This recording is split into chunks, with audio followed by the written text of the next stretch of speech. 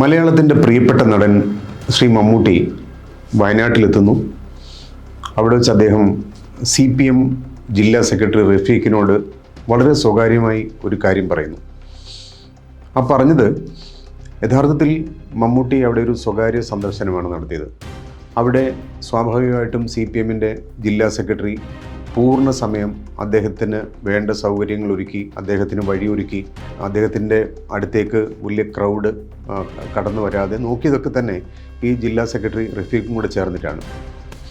എങ്കിൽ പോലും അങ്ങനെ ഒരു രാഷ്ട്രീയ നിറം തൻ്റെ സന്ദർശനത്തിന് ഉണ്ടാവരുതെന്നും മലയാളികളെ ഏറ്റവും കൂടുതൽ സ്വാധീനിക്കുന്ന ഒരു ചലച്ചിത്ര താരം എന്നുള്ള തരത്തിൽ ശ്രീ മമ്മൂട്ടി വയനാട്ടിലെത്തിയത് തീർച്ചയായിട്ടും കേരളത്തിലെ സർക്കാർ അവിടെ നടത്തിയ നിർമ്മാണ പ്രവർത്തനങ്ങൾ ജനങ്ങൾക്ക് കൈമാറിയതിൻ്റെ തൊട്ടടുത്ത ദിവസമാണ്.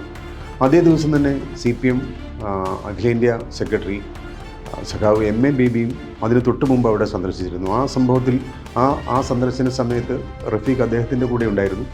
അതിന് തൊട്ട് ശേഷമാണ് മമ്മൂട്ടി അവിടെ എത്തുകയും ആ സമയത്ത് സ്വാഭാവികമായിട്ടും അങ്ങനൊരു നിറം കലരാതെ മലയാളത്തിലെ ഏറ്റവും ജനസ്വാധീനമുള്ള ഒരു ചലച്ചിത്ര നടൻ എന്നുള്ള രീതിയിൽ, ചലച്ചിത്രകാരൻ എന്നുള്ള തരത്തിൽ അദ്ദേഹത്തിൻ്റെ സന്ദർശനത്തെ ഈ കേരള ഗവൺമെൻറ്റിൻ്റെ ഈ പ്രവർത്തനങ്ങൾക്ക് ഏറ്റവും കൂടുതൽ ജനപിന്തുണ ലഭിക്കുന്ന തരത്തിലുള്ള ഒരു സന്ദർശനം ആകേണ്ടതായിരുന്നു അത്. പക്ഷേ അദ്ദേഹം റഫീഖിനോട് വളരെ സ്വകാര്യമായി പറഞ്ഞ ഒരു കാര്യം ചില ക്യാമറകളിൽ അത് റെക്കോർഡ് ചെയ്യപ്പെടുകയും അത് ആരാണ് ആദ്യം ഇത് പൊതുജനങ്ങൾക്കിടയിലേക്ക്, കേരള സമൂഹത്തിന് മുന്നിലേക്ക് എത്തിച്ചതെന്ന് എനിക്ക് വ്യക്തമല്ല. പക്ഷേ എങ്കിൽ പോലും അത് ശരിക്കും ഒരു വ്യക്തിയുടെ സ്വകാര്യതയിലേക്കുള്ള മാധ്യമങ്ങളുടെ അല്ലെങ്കിൽ അവിടെ കൂടിയിരുന്ന ആൾക്കാരുടെ ഒരു കടന്നുകയറ്റമാണ്. അതൊരു സ്വാതന്ത്ര്യത്തെ ഹനിക്കുന്ന ഒന്നാണെന്ന് എനിക്ക് തോന്നുന്നു. കാരണം അത് ഓരോരുത്തരുടെ വ്യക്തിപരമായ നിലപാടാണ്. കാരണം ശ്രീ മമ്മൂട്ടിക്ക് വേണമെങ്കിൽ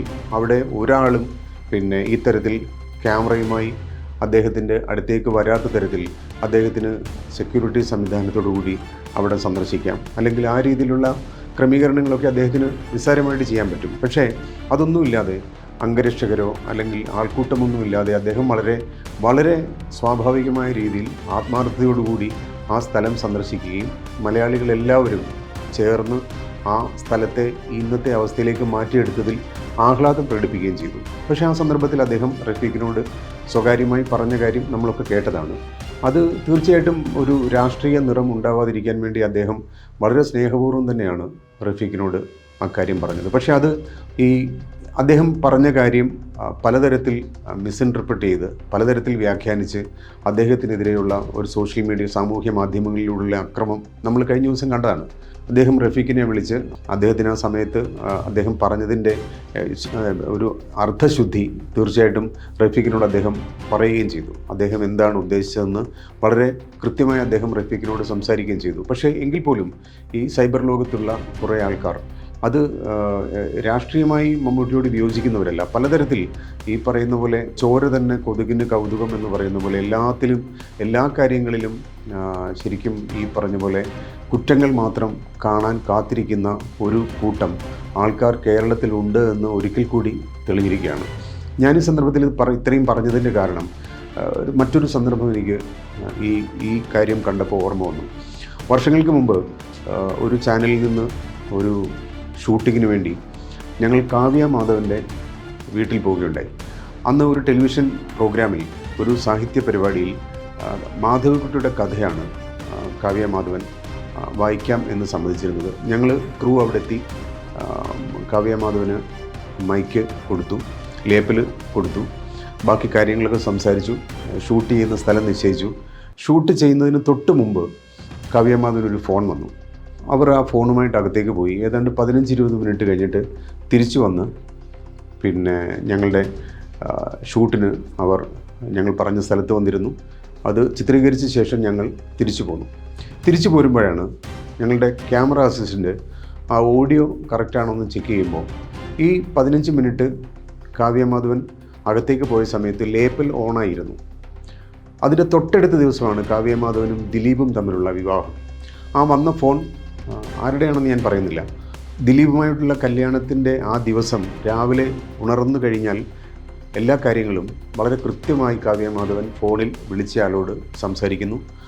അദ്ദേഹവും പല കാര്യങ്ങളും കാവ്യമാധവനുമായിട്ട് ഷെയർ ചെയ്യുന്നുണ്ട്. ഈ കാര്യങ്ങൾ മുഴുവൻ ഞങ്ങളുടെ ക്യാമറയിൽ ഓഡിയോ റെക്കോർഡ് ചെയ്തിരുന്നു. ആ സമയത്ത് ഒരിക്കലും കാവ്യമാധവനും ദിലീപും തമ്മിലുള്ള വിവാഹത്തെക്കുറിച്ച് മാധ്യമങ്ങൾ അറിഞ്ഞിരുന്നില്ല, കേരളം അറിഞ്ഞിരുന്നില്ല. ഏതാണ്ട് ഒരാഴ്ച മുമ്പാണ് ഈ സംഭവം. ഞങ്ങൾ ഇതുമായി ഞങ്ങളുടെ ഓഫീസിലെത്തി. ഈ സംഭവം ശരിക്കും അന്നത്തെ ഒരു വലിയ ബ്രേക്കിംഗ് വാർത്തയാണ്. കാരണം ഒരാഴ്ച കഴിയുമ്പോൾ ദിലീപും കാവ്യമാധവനും തമ്മിൽ ഉള്ള കല്യാണത്തെക്കുറിച്ചുള്ള മുഴുവൻ പ്ലാനിങ്ങാണ് കാവ്യ പറയുന്നത്. പക്ഷേ ഞാൻ ഈ സംഭവത്തെക്കുറിച്ച് അന്നത്തെ ഞങ്ങളുടെ എഡിറ്ററായിട്ടുള്ള MG രാധാകൃഷ്ണനോട് സംസാരിക്കുകയും അദ്ദേഹം ഈ ഓഡിയോ കേൾക്കുകയും ചെയ്തു. എന്നിട്ട് അദ്ദേഹം പറഞ്ഞത് അത് ഒരു സ്വകാര്യത, ഒരാളുടെ സ്വകാര്യത മറ്റൊരാളോട് പങ്കുവയ്ക്കുകയാണ്. അത് നമ്മൾ അവരുടെ അനുവാദത്തോടു കൂടിയല്ല റെക്കോർഡ് ചെയ്തത്. നമ്മൾ മറ്റൊരു ഷൂട്ടിങ്ങിന് വേണ്ടി ലേപ്പിൽ വെച്ച് കൊടുക്കുന്നു. അതിലേക്ക് കയറി വന്ന ഒരു സ്വകാര്യ സംഭാഷണമാണ്. അത് ഒരു കാരണവശാലും നമ്മൾ വാർത്തയാക്കാൻ പാടില്ല, നമ്മളത് ബ്രേക്ക് ചെയ്യാൻ പാടില്ല. സ്വാഭാവികമായിട്ടും അവരത് മാധ്യമങ്ങളോട് പറയുന്ന സമയത്ത് വാർത്ത വന്നോളും. നമ്മൾ അങ്ങനെയുള്ള ഒരു മാധ്യമ പ്രവർത്തനത്തെ ഒരിക്കലും പ്രോത്സാഹിപ്പിക്കരുത്. നമ്മളത് മറ്റാരോടും ആ കാര്യം പറയുകയും വേണ്ട, അത് ഡിലീറ്റ് ചെയ്ത് കളയുന്നതാണ് നല്ലത് എന്ന് അദ്ദേഹം പറയുകയുണ്ടായി. എനിക്കും അതേ അഭിപ്രായം തന്നെയായിരുന്നു. അങ്ങനെ ഞങ്ങൾ അത് ആ റെക്കോർഡ് ചെയ്ത സംഭവം, ആ ഓഡിയോ ഞങ്ങളത് അന്ന് തന്നെ ഡിലീറ്റ് ചെയ്ത് കളഞ്ഞതിന് ശേഷം ഞങ്ങൾ മാധവക്കുട്ടിയുടെ കഥ എടുത്ത് എഡിറ്റ് ചെയ്ത് ഞങ്ങൾ പ്രോഗ്രാം ഉണ്ടാക്കി.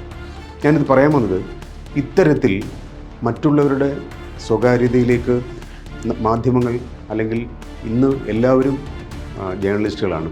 മൊബൈലുള്ള ഏതൊരാൾക്കും സോഷ്യൽ മീഡിയ കാലത്ത് മാധ്യമപ്രവർത്തകരാകും. പക്ഷേ മറ്റുള്ളവരുടെ സ്വകാര്യതയെ മാനിക്കുന്ന തരത്തിലുള്ള ഒരു പരിഷ്കൃത സമൂഹം ഇന്നും കേരളത്തിൽ ഇല്ല എന്നുള്ളതിൻ്റെ ഏറ്റവും നല്ല തെളിവാണ് മമ്മൂട്ടിക്കെതിരായിട്ട് ഈ ദിവസങ്ങളിൽ നടന്ന സൈബർ ആക്രമണവും. അദ്ദേഹം സ്വകാര്യമായി നല്ല ഉദ്ദേശത്തോട് പറഞ്ഞ ഒരു കാര്യത്തെ ഇങ്ങനെ ദുർവ്യാഖ്യാനം ചെയ്തതും ഒരിക്കലും ഒരു നല്ല മാധ്യമ സംസ്കാരമല്ല, ഒരു പരിഷ്കൃത സമൂഹത്തിൻ്റെ ലക്ഷണമല്ല എന്നാണ് എനിക്ക് തോന്നുന്നത്.